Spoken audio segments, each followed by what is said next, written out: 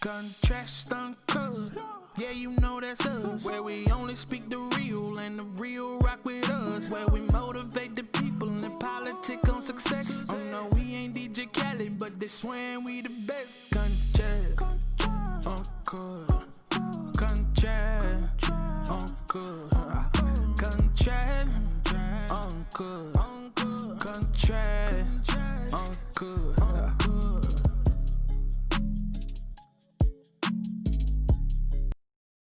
What's happening? It's Contrast Uncut. It's season 4, episode 25. Man, big shout outs to Uncle Snoops Army and Bobby D Presents. I appreciate you, brothers.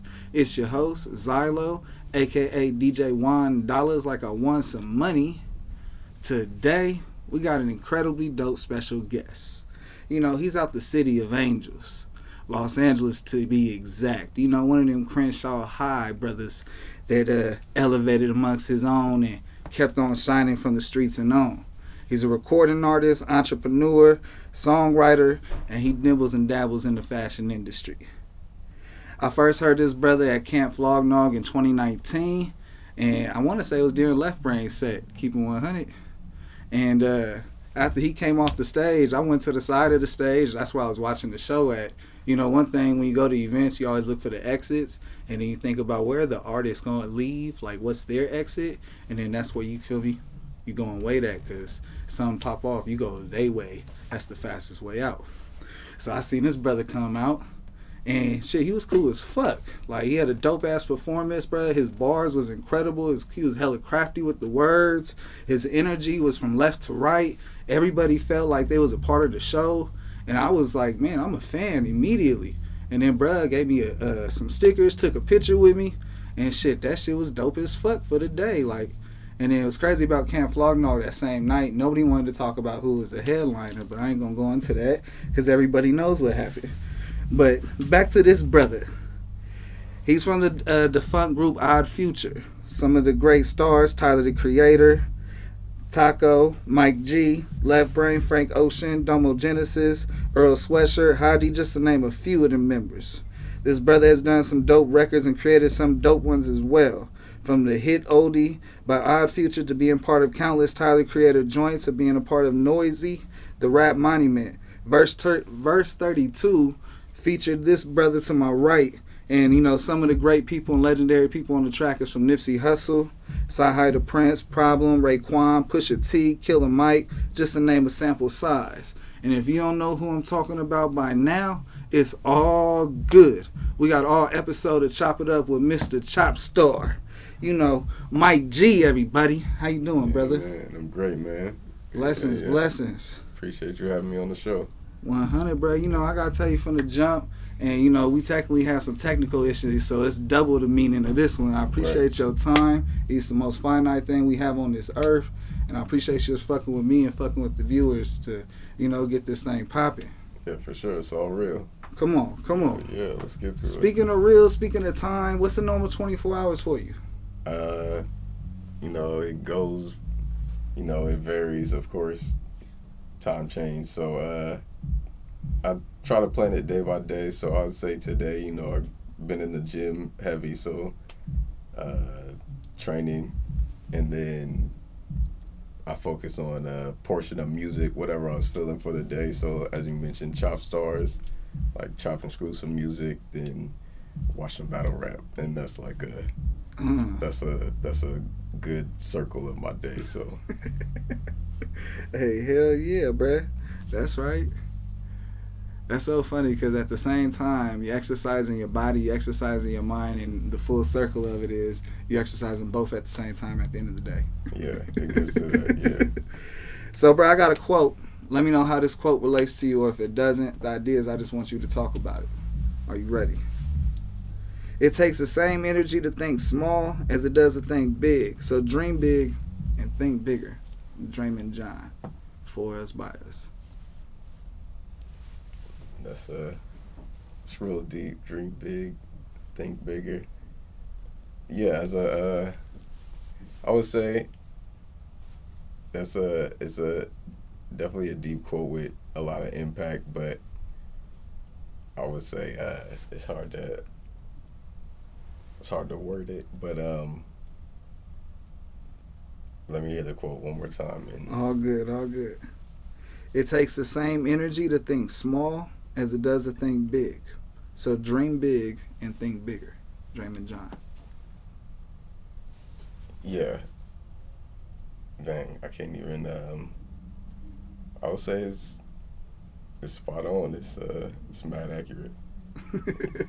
Yeah, that's Shit, no. When I read that, and I try to take quotes that speak out about people's specific backgrounds and some of the stuff that they've been through, and it's amazing how you come from like a military family, and you were able to transition from one spot to the next and come back to the roots, and then still keep it in you while implying all these different sounds and making it original. So you didn't ever think small. You always thought big on the map from where you went, and so it translates to the music as fans that we get to enjoy.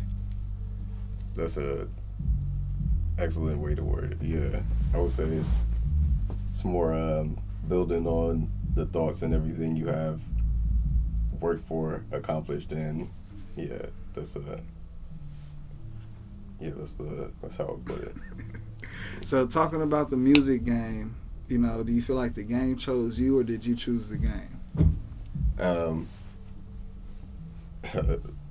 That question is excellently worded. Also, I would say that I definitely chose this because I worked in every aspect to build on the talents that I have acquired, that you find out about yourself. And some people have the other aspects of themselves that would highlight, like if you could go in the booth and freestyle 5 tracks in a night, what I'm saying, that would be like, what I'm saying, the game chose you for sure. Like, that's the one thing. But I mean, me, I craft and I mean, not to say it's not focused for them, but like with my focus is I would say different. And yeah, so I would say it's a choice to stay in it, for the long haul, and to be focused on the longevity. Yes. That is The bigger picture. Yeah, for sure. So that's my choice, me choosing the game. Hell yeah, that's real. When you were saying it, you had me thinking, so are you more of a get in the booth and craft as you go along, or do you sit here and paint along with the, as the beat's going along, the skeleton?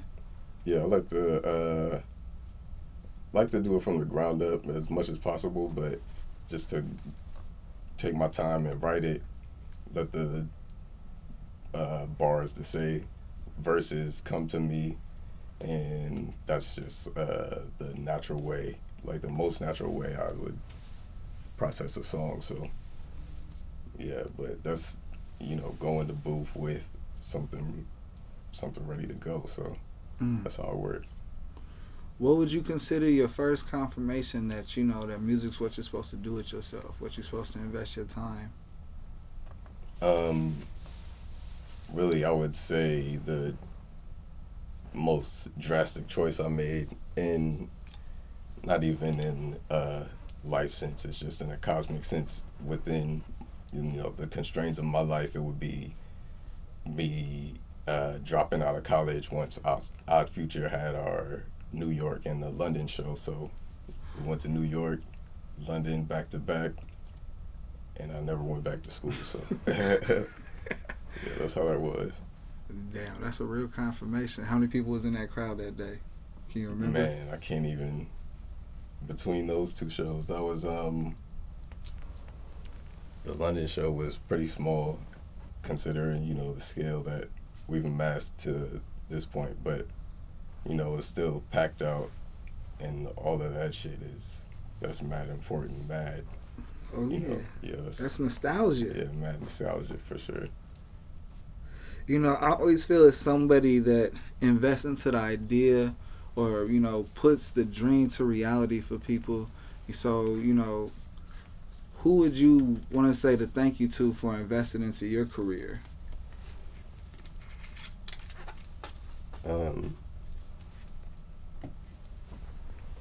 Of course, you would initially say, your parents. That would be biggest impact I've had. Mom and dad giving me the freedom and all of that. But I would say other than that, it would be Tyler, the Creator. Yeah, he's, the heaviest anchor in my career, just according to the processes we've had, the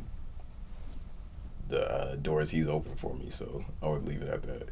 And that's the biggest thing. Come on. When you have relationships with people, they create walls that you didn't know were there, and a door magically appears, and then some of the things you've been wanting to do starts to happen. Some of the things you manifested starts to come into fruition. And, that's a big thing about relationships. What would you say that, you could tell the viewers and the listeners about the importance of having relationships and not burning bridges? I would say, everybody has their own personalities, of course. So, you do you. And if you see the relationship isn't upholding to the standards you need it to be, it's not a bad thing to cut them off. But I would say within that, burning bridges is, more detrimental than beneficial. So, I try to keep, lanes open with everybody in the most respectful manner. So that's just how I operate. I was raised in those confines. So that's right. Foundation. Definitely. So 8 years at Camp Flog Nog. This would have been the 9th year, literally this month, if it wasn't for COVID. What's been one of your most memorable moments since we had to take the festival away this year? Let's speak on what's the most memorable moment. Of that festival, yeah. I would say the most memorable moment from Camp Flog Nog, 8 years. Out of a list of things. Come on. Man, it's heavy playing with Lil Wayne, at the first or second carnival? That's kids, I smoke a lot. It's terrible. It might have been the first carnival. Yeah, we playing Lil Wayne and Trash Talk, and yeah, that's just a crazy, legendary moment, of course. Come on. It's the greatest alive. Yeah, man. Man, so, this game has its highs and its lows. It's like a roller coaster. What have been some of the highs and lows for you that, you're willing to discuss? Yeah, of course. So it is definitely a roller coaster, and people have the different career paths, and it could be up all the way, but things behind the scenes, I would just say with me it's been more upfront, just within Odd Future touring, and then that stopping, with that being a low point in my eyes, for me. So that's just something to deal with in itself, and it's I'm sure a lot of artists do go through it, but having to reformat, restructure everything within my own artistry, it is the process I do appreciate within that. So that's a low to a high. Yeah, for sure. Both of those. But it was a high to a low. High to a low, but then going back to the focus on artistry and the enjoyment of that, what comes with that, me having my own studio and all that, it's definitely, I would say, a high point. Oh yeah, a blessing. Yeah, definitely. Some people don't understand is that you have to be seasoned to rock thousands of people in the crowd. That don't naturally come with the spotlight on you, and especially the energy that you project, brother, and then just like the tongue twister of some words that you transition in and out, and it's so effortlessly on your end, but for us, we like, whoa, that shit was dope. Like, can you walk us through what's a session like for you? Yeah, so I appreciate that. Definitely within the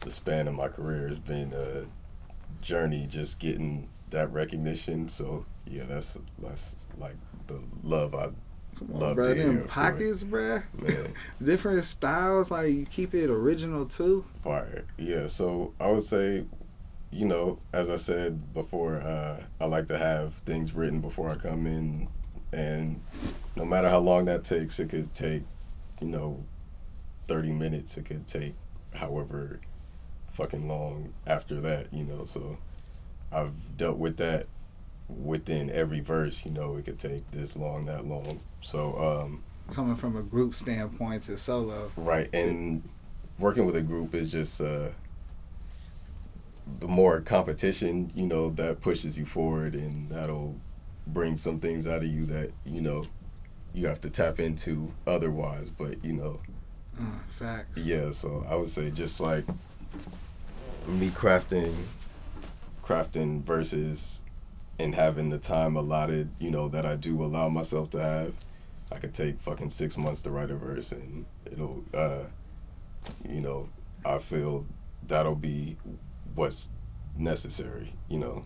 People don't understand that 45, 50 seconds to a 16, you know, that right there is going to last forever once it's on wax. Right. So many people rush that process. And, you know, there's other things people rush in life. They rush marriage and they get divorces. They rush having kids, and then, you know, you have baby daddy, baby mama issues. I ain't going to speak too much on the dirt, but at the same time, it's just a reality that people rush a lot of the process versus allowing it to grow organically. And, you know, as fans, we definitely appreciate that. What's one thing that people got fucked up about, you know, the chopped and screwed sound? Chopped and screwed sound. One thing people got fucked up about the chopped and screwed sound is definitely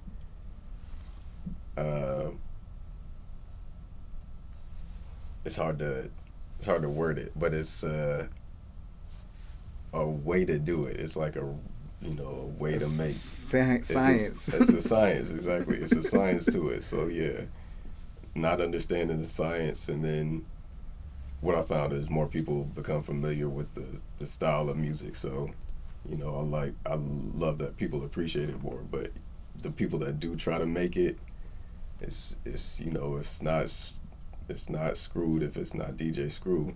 Come on. And if you know what I'm saying, if it's not the Chop Stars, then you slopped up. It's chopped up, not slopped up. Come on. Get it right.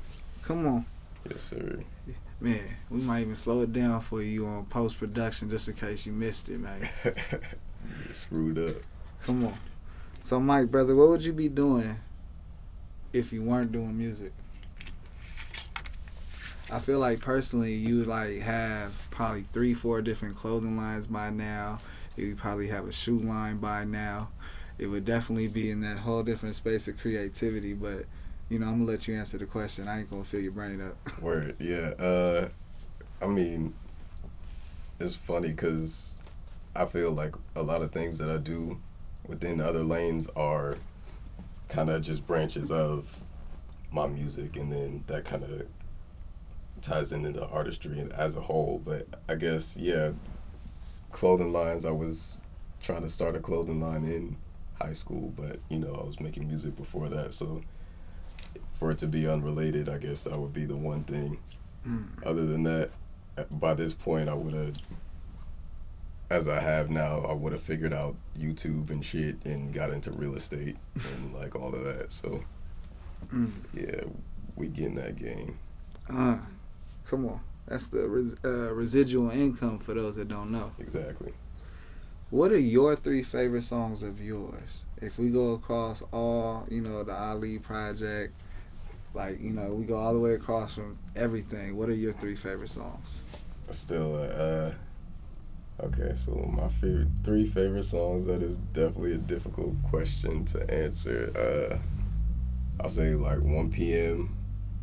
stands out heavy to me because I've always considered it like one of the most positive rap songs, even if, you know, you don't consider any other rap song, you know, it's up there. Just know that.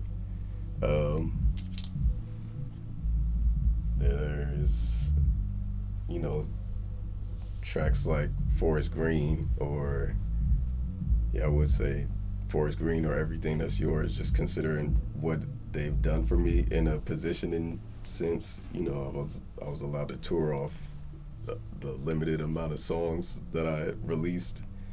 So those are pretty heavy. And dang, I would say like Hypnotized. Yeah, with Trey the Truth. Yeah, that's up there. Come on, shout out Trey the Truth. Man, shout out Bump Box, speaking of Trey the Truth. For sure. Man, Mike, so what has been one of your most rewarding moments so far? You know, all across the board.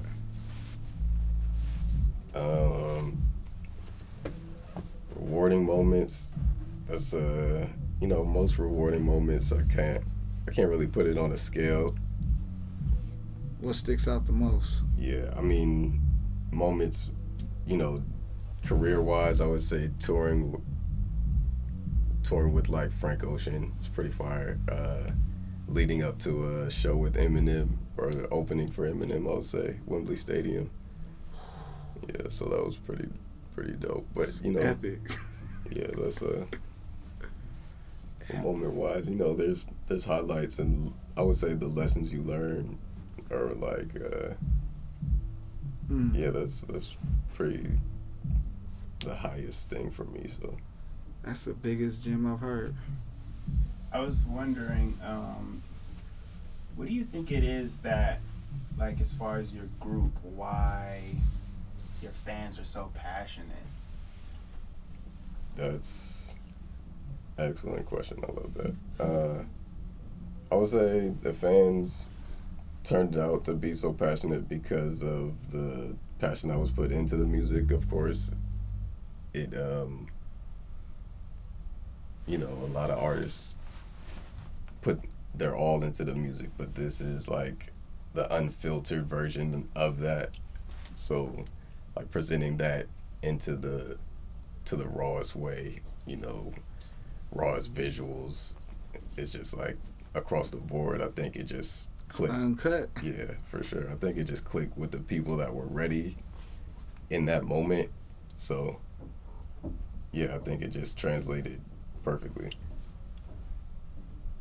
It was so unorthodox and pure in like the rawest form that, you know, it was something that it would catch you as soon as you caught to it. Like, you know, if it was something that smelled good, you went to go find where it came from. And, you know, being a fan, that's, you know, something that really caught it, is that just the energy, and it's just so organic. It's something that's big, like, people don't understand from a performance standpoint. When you have crowds that were willing to mosh pit and, you know, set up the circles and go crazy like that, that takes, one, extreme energy. That takes people willing to sacrifice their body, because that's the energy they're exuding while they listening to y'all music. And I've personally seen it, and that shit goes fucking crazy. Sorry. How does it feel for you when you see mosh pits? You know, is that a high when you perform? Certainly, yeah. Seeing mosh pits is like, it's kind of unexplainable. You definitely have to live the moment, and even being part of a mosh pit or anticipating, you know, whether to join them, it's all an experience, like everything. So like it's mad intense, and that's why I go to like trash talk shows to, like, you know, relieve stress and shit. So shout out to them for sure. I'm gonna put a pause on the entertainment questions and transition to my two segments. My first segment is my awareness segment, and you know, it's a real big hot commodity of a topic, but I feel it's so important, especially for people making it out the mud. A lot of the conversations don't consist of this when we're young. So I like to ask every guest, you know, when was the last time you were pulled over, and what's some advice you can give in a situation of interacting with the police? Last time I recall being pulled over was in San Pedro. It was like mad early in the morning, like probably 3 a.m. or something. I was just roaming around, lost, looking for the freeway or something. So that interaction, you know, it hadn't been as, I would say, intense as prior interactions, because it was after the protest and everything. So I feel the officer was and some sort of understanding, to what was going on and how, the tensions are between. But still, it is, undeniably a shaking feeling. So Facts. I would say dealing with the law enforcement. I mean, as I said, I was raised with respect, so that's how I'm gonna approach it. The responses I've attained from that have been, in some forms it'll still be a form of the process is, they just want to arrest you just to get you in the system, that sort of thing. So yeah, just getting around that, It's a game. Yeah, just playing the game is rough. So yeah, that shit's Did the officer, when he pulled you over in San Pedro, say it happens all the time, people getting lost? No, I don't believe he mentioned that, but you know what, then again, he may have. He may have said something similar, yeah. I ain't gonna lie, I've been lost through there a few times. Yeah. Trying to get to one freeway, and then you find yourself over there by Terminal Island and be like, oh shit, I need to turn around. Right, yeah, gotta get up out of here. I for sure don't want them asking me nothing. These windows and AC is on. You understand what I'm saying? Nah, bro, I appreciate you being transparent and, being open about this topic, because knowledge is power, but when you use that knowledge, it becomes a superpower. And there's no greater superpower than interacting with the police and understanding what game they have across and how you want to maneuver through it. Definitely. And, just keep on lights on, windows down if it's, nighttime, and lights on if it's nighttime, you know what I'm saying? And ask for everything and get through the shit as fast as you can. I got my next segment. It's called Impulse Q&A. We just went heavy on this side of thinking of it, so we're going to get light and fun on this side. And so pretty much how Impulse Q&A works is I have 3 questions I want you to answer. You don't like the question? It's all good. I'll throw another question on there. You still got to answer 3 questions. All right. Are you ready? Let's right. get it. Come on. Question number 1. Having been part of one of the most epic collaboration songs in history, in your opinion, what would be a dream team song? How many artists, how many verse? Whoa, I get free reign. Free range. Oh, I need You king A&R. I need the posse cut because I've done this before. Give me another 10-minute song. I'm doing like the artist list will be too long to name, but it's of course like Jay-Z. I'm gonna have Rihanna rapping on there, some random shit. We bring in I was trying to think of a comeback verse. I need a doom verse. You know what I'm saying? It's gonna light the world up. Yeah, let's leave it open to consideration. So in other words, he's saying send your offers in. For sure. King of A&R is ready to make it work. Just get your bars ready. That's it. Come on, he gonna have his Chop Star status ready. Question number 2. What is one thing you love but you wish you hate? One thing I love but I wish I hate is Lights by Ellie Goulding. That's my motherfucking, yeah, I love that shit. I feel it. It's a vibe. But I wished you hated too. Yeah, it but feels that's none of my business. Feels that too should be good. none of y'all business either. It just feels too good. No, it's eclectic. Question number 3. If you could play one championship game to win it all, which game you playing in?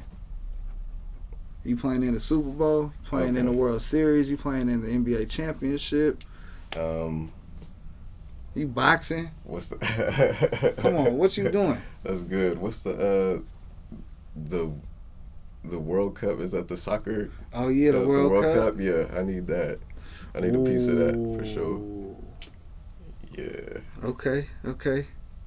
Producer, you got any more? Okay.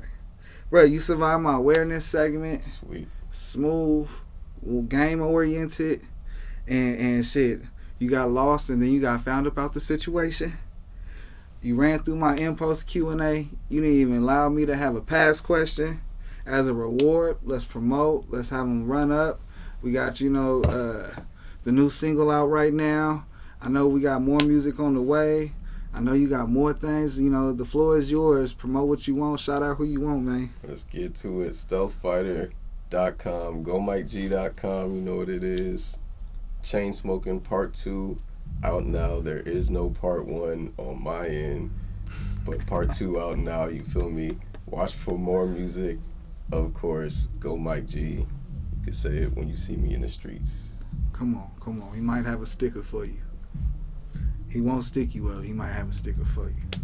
If you know, the show is a little different. It's a little unique. You know, they got segments. I was like, I got to have segments, and I got to keep that same energy. And I'm like, how do I close out? The viewers knows it's coming. I'm going to hit you with it. You got any questions for me? Yeah, let's stick with it. Let's say what keeps you doing this, like in the sense of like, because you have the different approach, is more progressive than I would say others. So what's your motivation?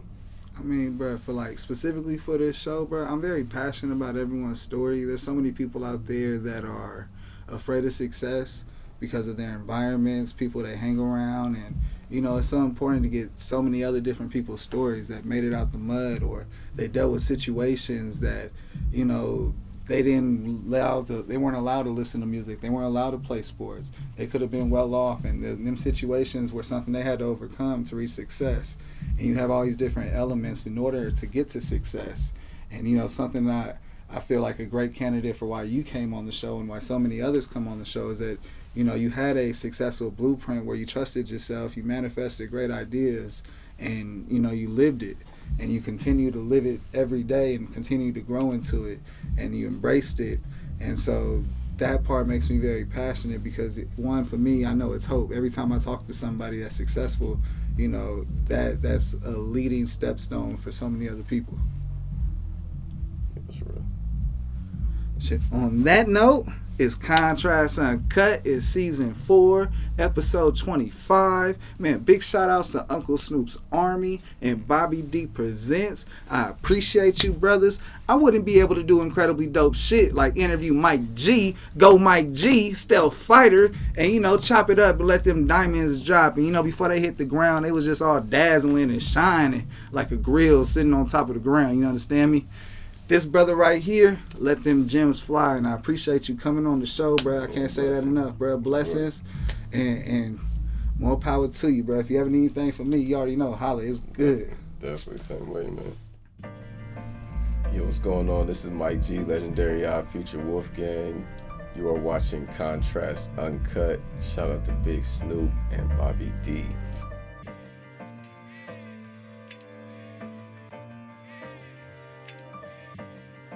Yeah, this really reminds me of some, this really reminds me of some Tribe Called Quest. Hip-hop really taught me to give it all I got left.